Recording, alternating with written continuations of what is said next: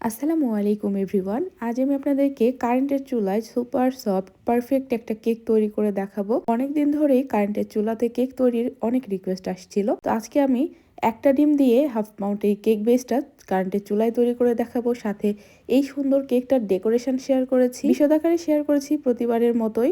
আশা করছি আপনাদের ভালো লাগবে। এটা আমার অর্ডারের কেক ছিল। হাফ পাউন্ড ওজনের এই কেকটা তৈরি করার জন্য আমাদের প্রয়োজন হবে একটা ডিম। তার জন্য শুকনো উপকরণ চেলে নিব। প্রথমে এখানে 1/4 কাপ নিলাম ময়দা, হাফ টেবিল চামচ দিলাম কর্নফ্লাওয়ার আর 1/4 চা চামচ দিলাম বেকিং পাউডার। এখন এই সব কিছুকে ভালো মতো আমাদেরকে চেলে মিশিয়ে নিতে হবে। শুকনো উপকরণ মেশানো হয়ে গেলে ঢেকে একপাশে রেখে দিতে হবে, অবশ্যই ঢেকে রাখবেন।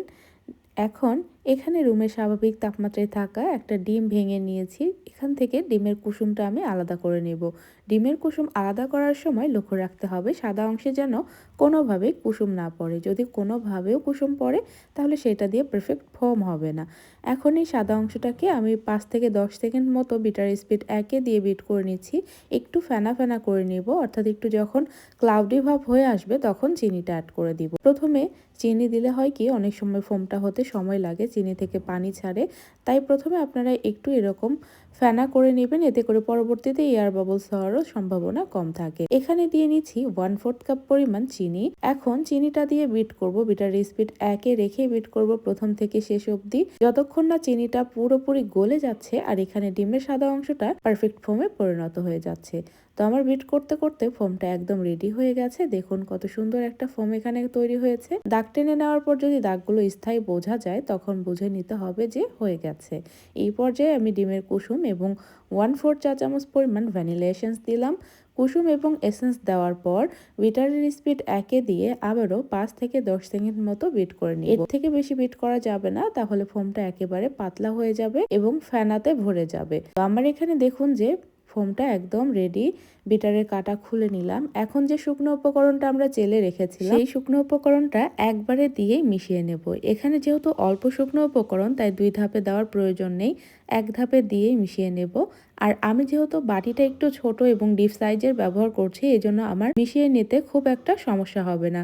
আপনারা যখন অল্প ডিম দিয়ে কাজ করবেন চেষ্টা করবেন এরকম ডিপ সাইজের বাটিগুলো ব্যবহার করতে, এতে করে ফোমটাও পারফেক্ট হয়, ফোমটা বসে যাওয়ার ভয় থাকে না। তো আপনারা যারা রেগুলার তারা জানেন কিভাবে স্পঞ্জ কেকটা তৈরি করতে হয়, আপনাদের মুখস্থ হয়ে গেছে, কারণ অনেক ভিডিও শেয়ার করেছি এই স্পঞ্জ কেক নিয়ে।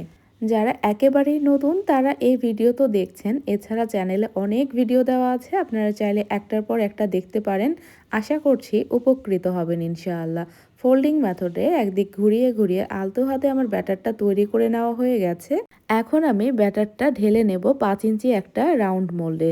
এখানে 5 ইঞ্চি রাউন্ড মোল্ড নিয়েছি, মোল্ডের নিচে একটা বেকিং পেপার দিয়ে নিয়েছি। কোনো রকম তেল কিন্তু দেওয়া যাবে না, সাইডে নিচে দেওয়া যাবে, তবে কেকের মোল্ডের সাইডে দেওয়া যাবে না, হ্যাঁ, তাহলে কেকটা সাইড থেকে চুপসে আসবে। তো সম্পূর্ণ ব্যাটারটুকু ঢেলে নেওয়ার পর একটা কাঠি দিয়ে সমান করে নিব, এতে যদি ভেতরে কোনো এয়ার বাবলস থাকে সেগুলো বের হয়ে যাবে আর কেকটা বেক হওয়ার পর ওপর দিক দিয়ে একদম সমান হবে। তো মোল্ডটাকে কয়েকবার ট্যাপ করে নিয়ে বেক করতে চলে যাব।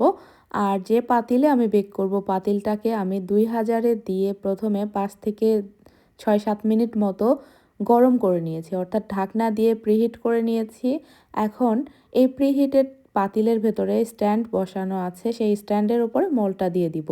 আর ঢাকনার যে ছিদ্রটা আছে সেটা কাগজের সাহায্যে আমি বন্ধ করে নিচ্ছি, অবশ্যই বন্ধ করে নিতে হবে। আর কেক তৈরি করার আগে অবশ্যই আপনাদেরকে যে পাতিলটাতে বেক করবেন সেটা গরম করে নিতে হবে, অর্থাৎ প্রিহিট করে নিতে হবে, এতে করে পাতিল এবং ঢাকনা দুটোই খুব ভালো গরম হয়ে থাকে। এতে করে কেকটা দেওয়ার পরে কেকটার উপরে হালকাটে একটা কালারও আসে আর কেকটা তাড়াতাড়ি বেক হয়। তো চুলার পাওয়ার আমি 2000-এ দিয়ে 5 থেকে 7 মিনিট মতো পাতিলটাকে গরম করে নিয়েছিলাম। এখন 900-তে দিয়ে বেক করব যতক্ষণ না হয়। যেহেতু কাঁচের ঢাকনা ব্যবহার করেছি ওই জন্য বোঝাই যাবে কতক্ষণ হবে না হবে, কারণ অন্য ঢাকনা ব্যবহার করলে দেখা যায় না, কিন্তু কাঁচের ঢাকনা ব্যবহার করলে এটা একটা সুবিধা যে দেখা যায়। তো মোটামুটি কেকটা হতে বেশি সময় লাগেনি, 12 থেকে 15 মিনিট সময় লেগেছে, খুব তাড়াতাড়ি হয়ে গেছে। আর যেহেতু পাতিলটা মোটা, হিটটা বেশিক্ষণ অ্যাবজর্ব করে রাখে, ওই জন্য তাড়াতাড়ি হয়ে গেছে। তো আমার চুলাতে 300 থেকে 2000 পর্যন্ত হিট, তো সেই জন্য আমি 900-তে দিয়ে বেক করলাম।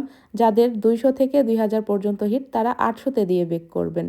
তো মাশাআল্লাহ দেখতেই পাচ্ছেন, মাশাআল্লাহ কেকটা প্রপার বেক হয়ে গেছে, হালকা একটা কালারও চলে এসেছে। তো আপনাদের চুলার তারতম্য ভেদে সময়টা কম বেশি লাগতে পারে। আর কেকটা যে এত পারফেক্ট হয়েছে আলহামদুলিল্লাহ। তো আমি চুলা থেকে নামিয়ে ঠান্ডা করে নিয়ে দেন আপনাদেরকে দেখাচ্ছি। তো আশা করছি কারেন্টের চুলায় তৈরির বিষয়টা আপনারা বুঝতে পেরেছেন। আমি 900-তে দিয়ে কেকটা বেক করে নিলাম, যেহেতু আমার চুলার মুড হচ্ছে 300 থেকে 2000 পর্যন্ত, মানে পাওয়ার যেটাকে বলে আর কি। আর আপনাদের 200 থেকে 2000 হলে 800-তে দিয়ে বেক করবেন, মানে মিডিয়াম তাপে রেখে বেক করতে হবে। তো যাই হোক, কথা বলতে বলতে কেকটা আমি ঢেকে রেখেও দিয়েছিলাম। একদম ঠান্ডা হয়ে যাওয়ার পর আমি আপনাদেরকে দেখাচ্ছি, তারপর ডিমোল্ড করে নিচ্ছি। এখন কেকটাকে আমি 2টা ভাগে ভাগ করে নিব, বেশি স্লাইস করব না, 2টাই ভাগ করে নিব। যদিও 4টা স্লাইস ইজিলি করা যাবে। তো অর্ডারের কেক বেসিক্যালি আমরা দেখা যায় যে হাফ পাউন্ডের অর্ডার নেই না, তারপর অনেক সময় নিলে দেখা যায় হাফ পাউন্ড তো হয় না, উল্টো 1 পাউন্ডের কাছাকাছি হয়ে যায়। এই কেকটা এত সিম্পলভাবে তৈরি করলাম, তবুও হাফ পাউন্ডের থেকে অনেক বেশি হয়ে গেছিল। তো আমি একটা 8 ইঞ্চি বোর্ডে ডেকোরেশন করছি। হাফ পাউন্ডের কেকগুলো 8 ইঞ্চিতেই করি বেসিক্যালি, কারণ ছোট বোর্ডে ডেকোরেশন করলে দেখতে ভালো লাগে না। তো বোর্ডটা নড়াচড়া করছিল, সেজন্য নিচে একটা ম্যাট দিয়ে নিলাম, এতে করে নড়াচড়া করবে না। তো একটা স্লাইস বসিয়ে যেভাবে আসলে ডেকোরেশন করা হয় নর্মালি ভ্যানিলা কেকটাও ওইভাবেই করছি। সুগার সিরাপ দিলাম, তারপরে ক্রিম লাগিয়ে নিলাম, এরপরে আবারও সুগার সিরাপ দিয়ে ক্রাম কোট করে নিচ্ছি, এরপর ফাইনাল ক্রিমটা দিয়ে নিব। আর এখানে আমি ট্রপিক্যাল ব্র্যান্ডের হুইপ ক্রিমটা ব্যবহার করেছি। আজকের এই কেকটা ডেকোরেশন করতে আমার হাফ কাপ হুইপ ক্রিম লেগেছে। আর কেকটা যেহেতু পুরো মোল্ড ভরে গেছে, ওই জন্য একটু হাইট হয়েছে, আর হাইট কেকগুলো দেখতে বেশ ভালোই লাগে। তো আমি এখানে আজকে পাইপিং ব্যাগের সাহায্যে ক্রিমটা দিয়ে নিচ্ছি না, সরাসরি প্যালেট নাইফের সাহায্যে ক্রিমটা দিয়ে নিচ্ছি। আপনাদের যেভাবে সুবিধা হয় আপনারা সেভাবেই ক্রিমটা লাগিয়ে নিতে পারেন। তো আমি এখানে খুব একটা ভালো ফিনিশিং এখন দিচ্ছি না, কেননা উপরটা পুরো একটা পার্পল কালারের হবে। সেজন্য আমি করলাম কি, যে অল্প একটু ক্রিম উঠিয়ে নিয়ে সেখানে পার্পল কালার মিশিয়ে এটা এখন হালকা করে প্রলেপ দিয়ে তারপরে ফিনিশিং দিব।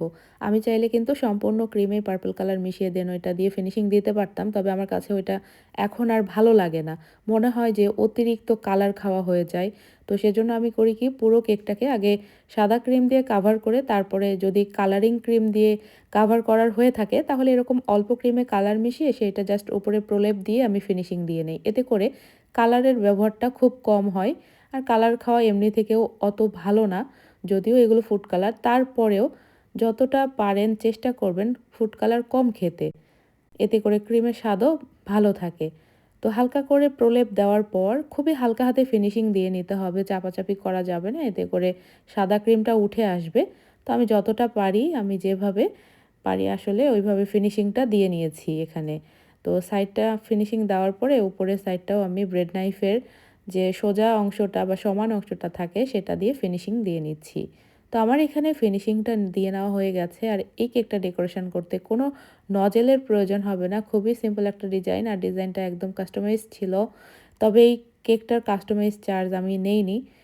কেকের দাম বেসিক্যালি আমরা যেভাবে রাখি 600 টাকা পাউন্ড, তার অর্ধেক হচ্ছে 300 টাকা, সেই হিসেবেই কেকটার দাম রাখা হয়েছিল। তো আমি এখানে সাদা ক্রিম উঠিয়ে নিয়ে পাইপিং ব্যাগের মাথাটা খুবই ছোট করে কেটে এরকম ফুলগুলো বানিয়ে নিচ্ছি। তো আসলে সিম্পল ডিজাইনের কেকগুলো দেখতেও ভালো লাগে, বিশেষ করে হাফ পাউন্ড কেকগুলোতে ভারী ডিজাইন হলে দেখতে ভালো লাগে না। যতটা সিম্পল ডিজাইন হয় কেকগুলো দেখতে ততটাই ভালো লাগে। তো ফুলগুলো দেওয়ার পর বেগুনির সাথে সাদাটা কিন্তু মাশাআল্লাহ খুবই ভালো লাগছিল। তো আরেকটু হাইলাইট করার জন্য আমি ফুলের মাঝখানে হলুদ কালারের রেনু দিয়ে নিব, এতে করে ফুলগুলো হাইলাইট লাগবে। তার আগে ওই একই ক্রিম দিয়ে উপরে হ্যাপি বার্থডেটা লিখে নিলাম। এখন ওই পাইপিং ব্যাগেই একটু হলুদ কালার দিয়ে পাইপিং ব্যাগের ভেতরেই আমি কালারটা মিশিয়ে নিয়েছি। এরপরে ওইটা দিয়ে আমি ফুলের মাঝখানে রেনুটা দিয়ে নিলাম। এখন উপর দিয়ে কয়েকটা হোয়াইট কালারের পার্ল দিয়ে নিলে কেকটা ডেকোরেশন করে না কমপ্লিট হয়ে যাবে। আমি এখন আপনাদেরকে এই কেকের ওজনটা দেখিয়ে দিব। আর এই কেকটা আমি রাতে বানিয়েছি, সারা রাত ফ্রিজিং করব, তারপরে এটা ডেলিভারি দিয়ে দিব। তো প্রথমে সেম একটা বোর্ডের ওজন মাইনাস করে নিচ্ছি। আমি 8 ইঞ্চি বোর্ডে ডেকোরেশন করেছিলাম, ওরকম একটা বোর্ডের ওজনটা প্রথমে মাইনাস করে নিচ্ছি। এরপরে আমি কেকটার ওজন আপনাদেরকে দেখিয়ে দিচ্ছি। কেক বোর্ডের ওজন ছিল 78 গ্রাম, ওইটা তো মাইনাস করাই আছে। এখন আপনারা যেটা দেখতে পাচ্ছেন 341 গ্রাম হলো এই কেকটার ওজন। 225 গ্রামে হয় হাফ পাউন্ড, সেখানে কত বেশি হয়ে গেছে। তো দেখা যায় আমার কেকগুলোর ওজন সবসময় বেশি হয় আলহামদুলিল্লাহ। তো আশা করছি আজকের ভিডিওটি আপনাদের কাছে ভালো লেগেছে। আজকের মতো ভিডিওটি তাহলে এখানেই শেষ করছি। কথা হবে পরবর্তী ভিডিওতে। আল্লাহ হাফেজ।